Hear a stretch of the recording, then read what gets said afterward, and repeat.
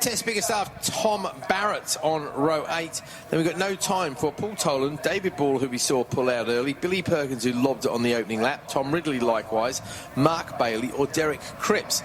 So there's an awful lot of repair work going on between us. The lights go out and away we go. Oh, it looked like Flux got away well, but then bogged down as he clicked second, I think, but still managed to get away well. Calvin Hogan looking for an inside pass there to move up to second on Flux, but it is Woolley. He's absolutely flown away.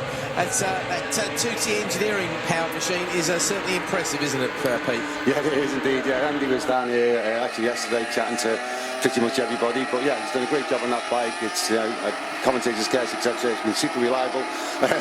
But yeah, great bikes. Alan's the same as well, and I was on that bike at Alan's bike, sorry, at Cadwell Park for the revival, and yeah, it was definitely better than me.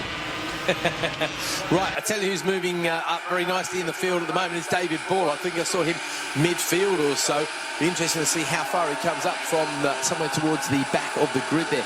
He was going to be credited with a 26th place start, so have to wait and see how far up David Ball gets, because David is currently, well, I think he will remain second in the championship. Yeah, Damien Lee pretty safe in third, especially as Richard Hayward's not here. And obviously got all the rest, and there could be lots of chopping and changing before the final results are published. But Kev Woolley leads Den Halil, Calvin Hogan across the line. Good stuff from Den there.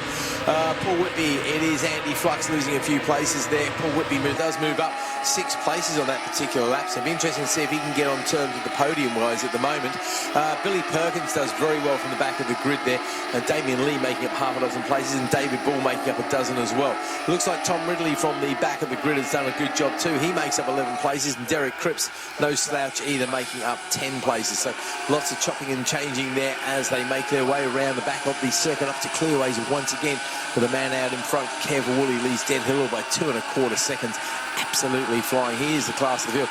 And of course the thing is, he doesn't really need to be doing it, certainly not in championship terms, but what he's after now is he'd like to scratch his name on both the Paul Hogan trophy that he did earlier today, and of course the Danny Whaler Memorial Trophy that the guys are arguing about in this particular race, aren't they? Yeah, that's right. So yeah, this is the Danny Whaler race, son of Len. Unfortunately got caught up in an accident here at Brands Hatch in 2003, I believe. Yeah, it was. But yeah, it's you know, it's one of the 2 big trophies that we race for at the end of every year, and they're definitely well thought out for.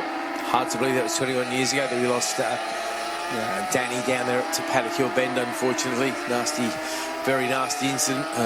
Yeah, it's one of those things, unfortunately. I remember the day before helping Danny set up his awning. He did likewise in mine. We were good friends, which is a very intimate paddock anyway, the YPM paddock. Everybody helps everybody else out. Everybody's very friendly, and huge loss to the little community, wasn't it, Pete? Oh, yeah, it was, yeah. I mean, unfortunately, I'd not been long back in the sort of YPM paddock. I'd come over from Uera, so I'd only met Danny a couple of times. One was on a test day, and he was like, oh, I'm just checking out the competition to see what's going on.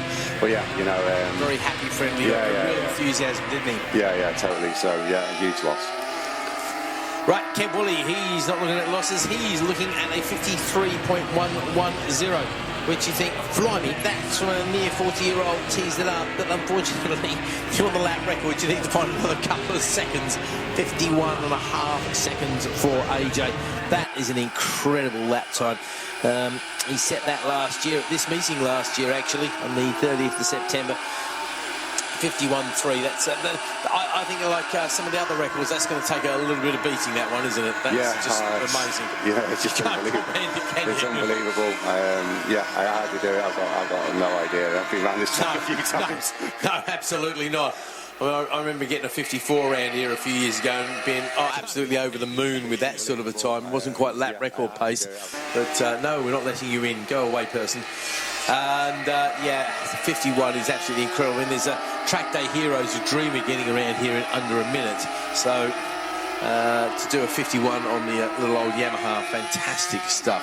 Den Halil holds on to that second place, but he's getting a bit of a battle with Mr. Hogan there. And of course, what we forget with Calvin is he's quite rusty, isn't he? He doesn't race very often, does he, Calvin? He only ever comes out for this meeting these days, doesn't he? Yeah, and it's not always every time. So, but at least this year he had Snetterton as a practice. So, you know, he wanted to do that. Paul Giles has lent him a bike.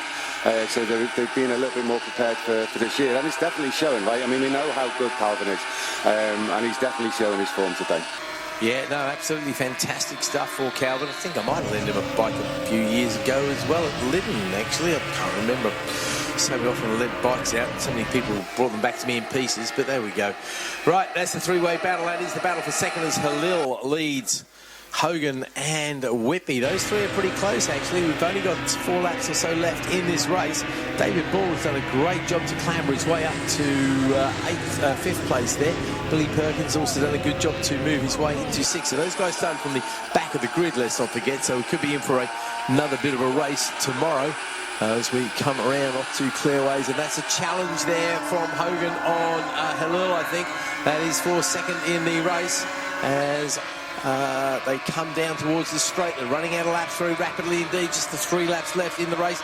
No, it doesn't quite come off. Halil still holding on to Hogan there as Whitby right in the mix too. Those 3 separated by around about 3.2. What do you see, buddy? Yeah, Paul just gone around the outside of the rookie that they were catching up on, the back marker, sorry, and round past Dennis Halil as well. So he's found himself up into 3rd place. Now Paul Whitby is coming back off a strong showing at Snetterton, and he's got he's buzzing with a lot of confidence, and he's definitely shown it here that he is one of the last of the late breakers as well.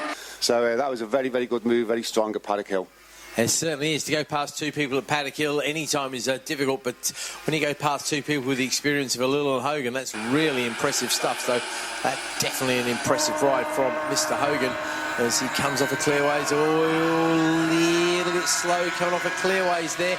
Let's see if he can pick it up through Clark Curve. Goes down the outside of another back marker there. And, yep, he easily holds on to that place. And I'll tell you, Halil's coming... Hogan's coming fast on Halil there as well. Yep, that's a confirmation of a change in pace as Halil goes back 2 places, unfortunately. Hogan stays where he is, but unfortunately Halil getting knocked off the podium there. So that won't sit well. And now Woolly's working his way through the back markers as these guys are starting to catch a few of them too to play with. Looks like they've sorted that out. Whitby now comfortably in.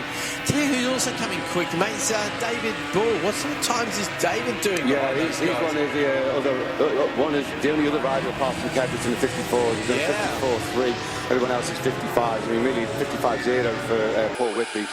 But yeah, so David, he's obviously he would have been there or thereabouts, that's for sure. The last lap flag now goes out to Kev Woolley, so it's a hurry-up flag. I don't think anybody needs to be told to hurry up around here. I think Ball is probably too far away. Whitby needs to hold on to it for 1 more lap. Great ride from Paul as the Halil and Hogan battle. Hogan around the outside there holds on to Halil. Halil had a seriously good look. He's going to have another good look at Druids. In fact, he's passed before they get to Druids. Oh, did Hogan miss a gear or something there? He's going to try and fight way back, but it is indeed Halil. Halil's coming on strong. I think he might have a dive on Whitby here. Surely he's too far back to give it a go.